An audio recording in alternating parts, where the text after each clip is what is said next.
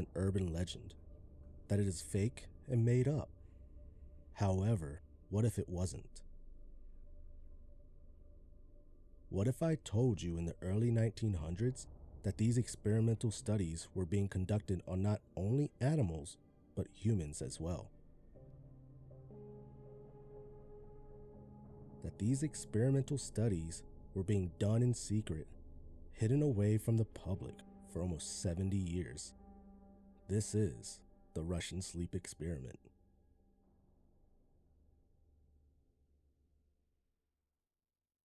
Now, to understand this better, we first are going to start off with the actual story itself and then dive into the origins of the story and where it came from. So, Aaron, do you want to start us off? Sure.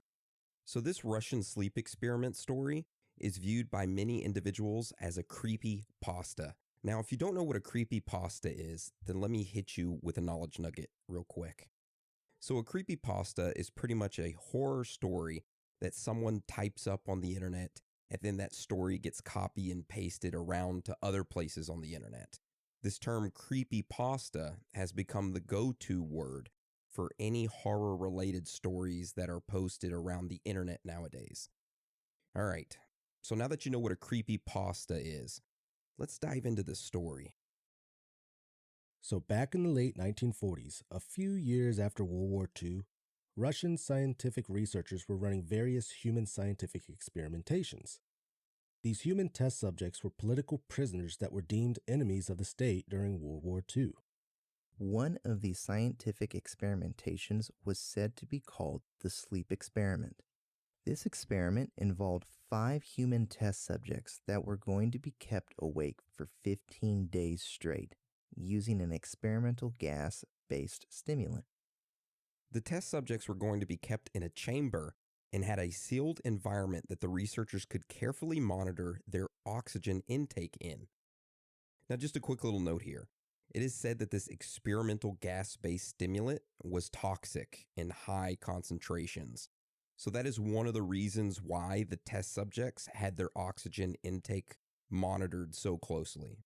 Just a little FYI. Now, all this testing was being done before closed-circuit cameras were even invented, so the researchers only had 3 ways to monitor the test subjects in this sealed-off chamber. Of course, the first way was, like we mentioned, the oxygen level readouts. The second way was through a microphone that was placed inside this chamber. And the third way was that the researchers could visually see the test subjects through a 5-inch thick one-way mirror porthole window that was on the chamber door itself. Now, this chamber was stocked with books, running water, a toilet, enough dried food to last all 5 test subjects for over a month. And believe it or not, cots to sleep on, but no bedding was placed on the cots themselves. Also, just a little FYI, I wanted to make it clear that the test subjects were all placed in one chamber together. That they just didn't have their own chamber themselves, bachelor pads. Just keep that in mind as we move forward with this story. So the chamber is all ready for the test subjects, aka the political prisoners. The researchers gathered the 5 subjects together and tell them that they're going to be part of a safe experiment. This experiment is that all 5 of them would be placed inside a chamber together, that it has food, water, and everything that they would need. That all they have to do is not sleep for 30 days. After that, they would be freed. So they were like, hell yeah. The test subjects agreed, not like they really had a choice, but, and they were escorted inside the chamber.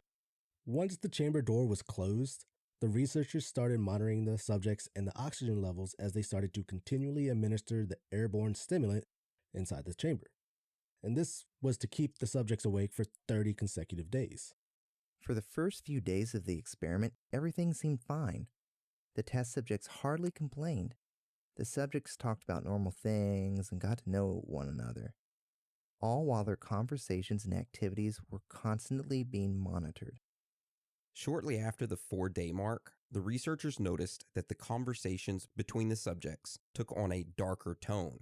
The subjects would continually bring up and talk about traumatic incidences in the past and share horrific stories with one another. The next day, the subjects started to complain about the circumstances and events that led them to where they were at, and they started to demonstrate severe paranoia. Altogether, they completely stopped talking to each other. The test subjects oddly thought that they could win the trust of the researchers over by turning in the other subjects in captivity with them. It was almost like the subjects thought that they were being held captive and had to turn over information to be released. On that same day, something even more odd happened. Each subject would take a turn walking up to the microphone and whispering words into it. However, the researchers couldn't understand what they were saying. Now, they not only whispered these inaudible words into the microphone, but they would also take turns walking up to the one-way mirror porthole and whispered inaudible words into it as well. So they were like, "Hey, let me see your dick. We've been trying to reach you about your car's extended warranty." Yeah, that's what they were saying. Of course, the researchers thought that what the test subjects were doing was weird and wrote it down as being an effect of the gas that was being administered to them. After a while, the test subjects stopped whispering shit into the microphone and just sat still in the chamber. Do y'all think you could do it, by the way? If I could sleep, yeah, I could do it, but Yeah, if I could sleep. 30 days in some experimental stimulant? No. Side note, what's like the longest you've been up? Let's save that for Strange Facts. I got a story about that. Me too, dude. It was a trip. 4 days later, on the 9th day, is when another strange happening occurred. On this day, one of the participants stood up in the chamber and started running the length of it, all while screaming at the top of his lungs. After 3 hours of doing this nonstop, his voice gave out on him and he had physically torn his vocal cords. However, this didn't stop him. He continued to run up and down the chamber, attempting to scream, but was only able to produce occasional squeaks. Now, this in itself is odd, but how the other test subjects reacted to this behavior was even more odd. The other test subjects didn't even react to it at all. That guy running up and down screaming, they were just like, meh, whatever. And instead, while that guy was screaming, they started taking turns again, walking up to the microphone and whispering inaudible shit into it again. They did this the entire time while the other guy was running up and down the chamber screaming. Dimitri is over there. He's screaming, but he can't be heard no more. Literally turns into a shit show, by the way.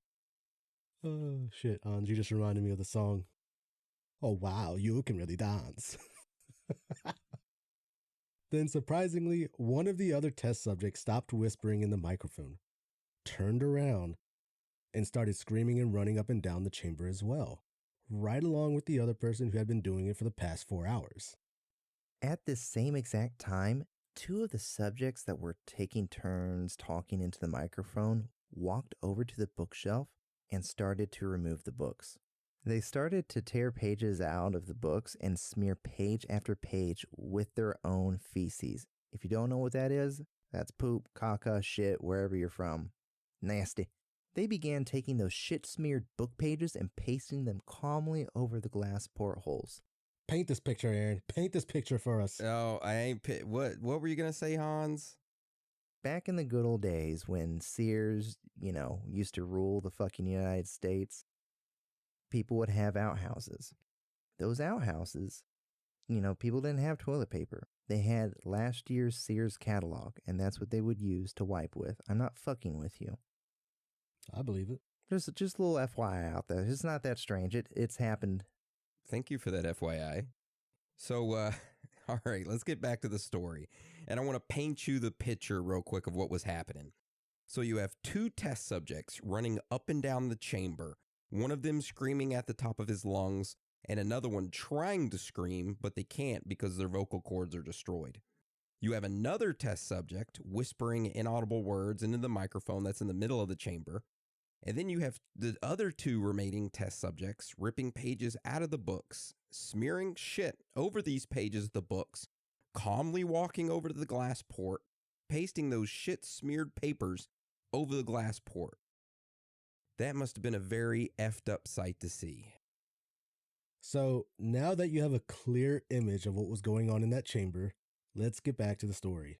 Right after the glass port was completely covered with shit-smeared book pages, the screaming of the two test subjects stopped.